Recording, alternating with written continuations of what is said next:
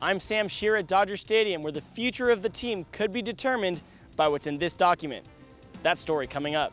Kim, I'm on 1st Street where this fatal accident happened early today. These two cars collided around 12:30 this morning. 2 people died at the scene. I'm Sam Scherr in El Segundo, where the Lakers are giving us a look at the future. That story coming up. We're on Lakewood Boulevard, where the bus shooting happened early this morning. As you can see, sheriff's deputies shut down the street and surrounded the bus. I'm Sam Scherr at the Los Angeles Cathedral, where protesters are angry at the controversial hiring of a registered sex offender. Sports reporter Sam Scherr joins us now with the story. Sam? Jay, the Dodgers dropped a bomb on the baseball world today, filing for Chapter 11 bankruptcy. The question now, what does this mean for the team's future? Curveball hit in the air to center. A 9th-inning comeback gave the Dodgers a much-needed 3-2 win against the Angels. But excitement from the win lasted less than 24 hours. The Dodgers filed for bankruptcy the next morning. Dodger fan Mike Gonzalez is concerned about the future of the team. Right now, it seems like it's very in limbo where, it's been year to year, not sure what kind of team's going to be out there on a yearly basis. So future is very much up in the air right now.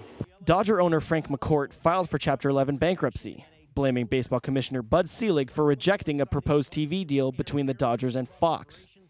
The deal would have been worth up to $3 billion, with $385 million coming to the team up front. McCourt declined on-camera interviews, but released this statement, saying, "Commissioner Selig turned his back on the Dodgers, treated us differently, and forced us to the point we find ourselves in today. I simply cannot allow the commissioner to knowingly and intentionally be in a position to expose the Dodgers to financial risk any longer." Basically, what Frank McCourt did was he bought time. Longtime CBS 2 sports reporter Dave Lopez believes McCourt's days in Los Angeles are numbered. All the experts that I talked to today feel that he's eventually going to lose the team. He's not going to be able to hold on to the team.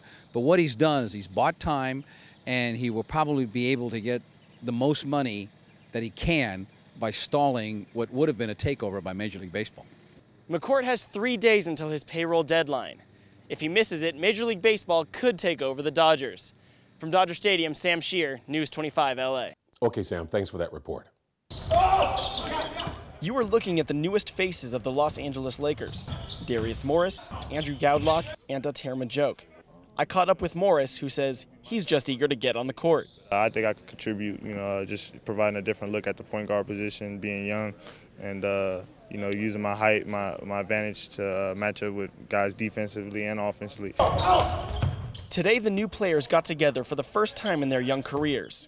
All 3 players were selected in the 2nd round of last week's NBA draft. Even though he was selected 3rd to last, Majoke is excited to play with the storied franchise. I bring energy. I'm going to run all day. I'm going to rebound. I'm going to do whatever they want me to do. That's the kind of player I am. I'm going to come in and play hard. I'm going to come in and play hard, and I'm going to try to give some guys some relief. I'm going to try to do what I do. While the Lakers' new blood is reason for optimism in LA, the looming lockout could mean this scrimmage is the only game time these players will see. From El Segundo, Sam Scherr, News 25 LA. These 3 protesters have been abused, raped, and molested by Catholic priests. They're angry at the Archdiocese of Los Angeles for hiring priest Fernando Lopez Lopez, a registered sex offender. Ken Smolka, who was abused when he was 14 years old, is protesting at the Archdiocese to send a message. Well, simply that we need to have a background check. For the church to say that we don't do background checks, is an absolutely incredible statement, simply because of what's happened, over at least the last 10 years, but we know it's been going on since 1200. Lopez was twice convicted for molesting children and eventually deported to his native Colombia in 2008.